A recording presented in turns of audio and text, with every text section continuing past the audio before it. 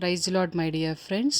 ఈ రాత్రికాల సమయంలో యేసుప్రభు మనకిస్తున్న వాగ్దానము కొరింథీయులకు రాసిన మొదటి పత్రిక 15వ అధ్యాయము 58వ వచనము.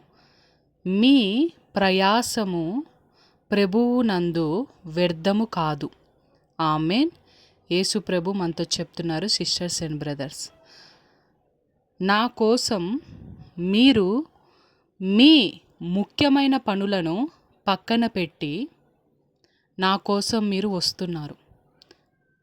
నా సువార్త వ్యాప్తి చెందటంలో మీరు కష్టపడుతున్నారు. మీ యొక్క మనీని ఉపయోగిస్తున్నారు, మీ యొక్క బలాన్ని ఉపయోగిస్తున్నారు, మీ యొక్క సమయాన్ని ఉపయోగిస్తున్నారు.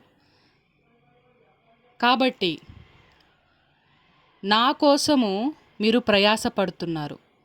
నా సువార్త ప్రపంచం అంతటికి వ్యాప్తి చెందాలని సమయాన్ని, మనీని, మీ యొక్క బలాన్ని ఉపయోగించి